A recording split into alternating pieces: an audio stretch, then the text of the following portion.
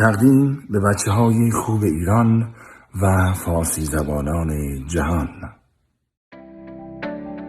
سلام دوستان، ابراهیم هستم، کوچیک شما. بنده یکی از مدیران سایت بزرگ پارسیموت هستم. امروز در خدمتتونم با آموزش ساخت فرمون دستساز برای بازی یوروترک 2.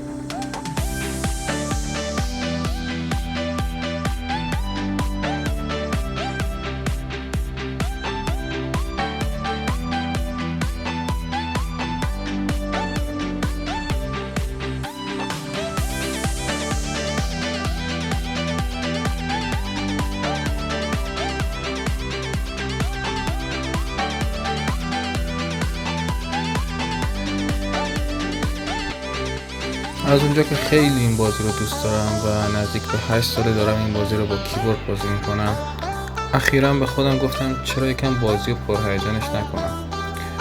این شد که از تو تنظیمات بازی قسمت کنترل موس رو هم به کنترل ها اضافه کردم تا فرمان رو با اون به چپ و راست هدایت کنم. البته یادتون نره که حساسیت رو هم باید کم کنید تا تجربه بازی بهتر رو داشته باشید. در همین حین که داشتم از هدایت پذیری جالب کامیون لذت می‌بردم، یه جرقه تو ذهنم خورد که چرا فرمون رو تجربه نکنم. خاطر همین رفتم تو سایت‌های مختلف و قیمت فرمون‌های مخصوص PC رو دیدم که کمترینشون هولوش 3.4 میلیون تومان قیمت داشت. ناامیدانه برگشتم و با همین موس ادامه دادم که باز جرقه دیگه تو ذهنم زده شد. چرا خودم فرمون نسازم؟ از اونجایی که تو کارهای فنی دستم باز کرد شروع کردم به ایده پردازی. چند تا ویدیو هم توی یوتیوب دیدم ولی اونجوری که باید و شاید جذاب نبودم و ساخته‌هاشون اینجوری نبود که فرمون نسبت به گردش حساسیت داشته باشه و همون حس کیبورد رو تداعی میکرد. تو همین فکر بودم که یهو به خودم گفتم چرا از همین موس استفاده نکنم برای فرمون.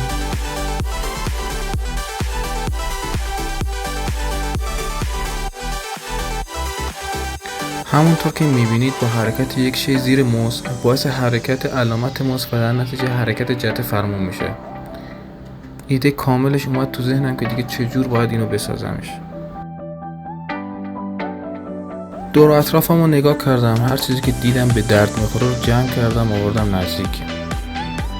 یه سری کارتون با حجم‌های مختلف، یه تشت حموم قدیمی، یه قوطی دلستر و موس با کارتونش و چند تا پیچ. دوستان تا اینجا که اومدین لایک و سابسکرایب یادتون نره که باعث دلگرمی ما میشه. از همه قسمت ها مهمتر موس کارتونشه که من از این موس قدیمی با کارتونش استفاده میکنم. این کارتون حکم پایین نگه دارنده موس رو داره، پس خیلی مهمه. اولین و مهمترین کاری که انجام میدیم میایم و دقیقاً زیر سنسور موس رو با چاقو یا قیچی در میاریم.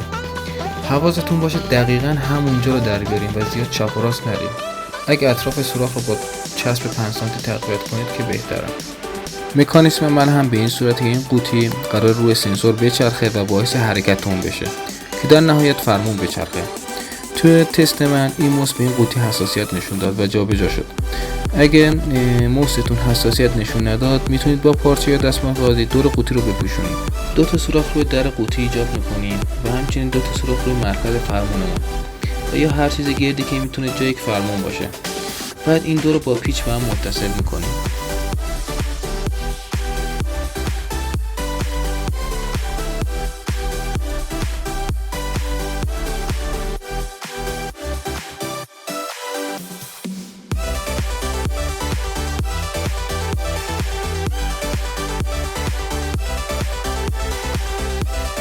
خب برای اینکه این قوطی حسابی بچسبه به سنسور موس و روش اثر بذاره باید جوری توی کارتون قرار بگیره که بازی نکنه.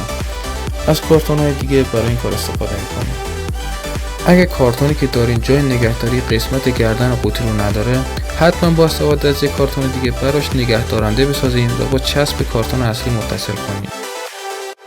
حالا میرسیم به مهمترین قسمت که جایگذاری موس هستش که باید حسابی بچسبه به قوطی. بعد از کارتون یا وسایل دیگه برای تثبیتش استفاده میکنیم.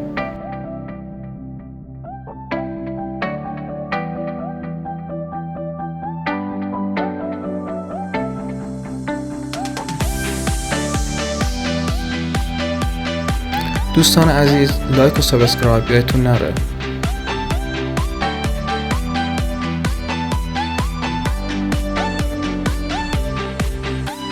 با چسب 5 سانتی حسابی محکمش میکنیم که به سمت بالا نتونه خیلی جابجا بشه. در نهایت هم درب قوطی که فرمون بهش متصل شده بود رو به قوطی متصل میکنیم و محکم میبندیمش. بریم سراغ تست و حساسیت که واقعا عالیه. یادتون باشه اگه کارتونتون سبک بود و بازی میکرد، میتونید توی کارتونایی که به عنوان نگه دارنده ازش استفاده میکنید سنگ یا انواع چیزای سنگین رو بذارید که کارتونتون تثبیت بشه. اگه توی تست هاتون فرمون برعکس چرخید، جای موس رو توی چینش کارتون اصلی برعکس کنید.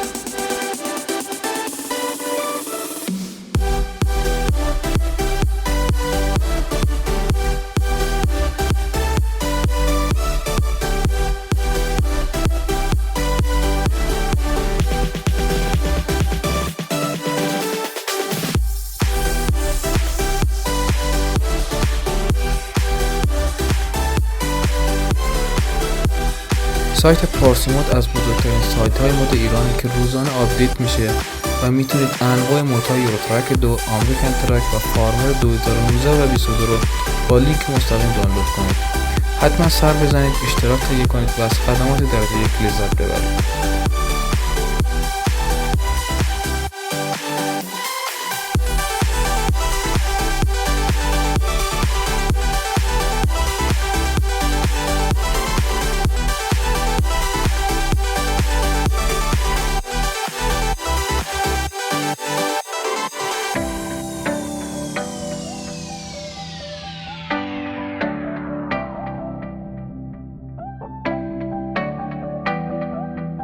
ممنون از نگاه زیباتون دوستان. امیدوارم شما هم بسازین و لذت ببرین.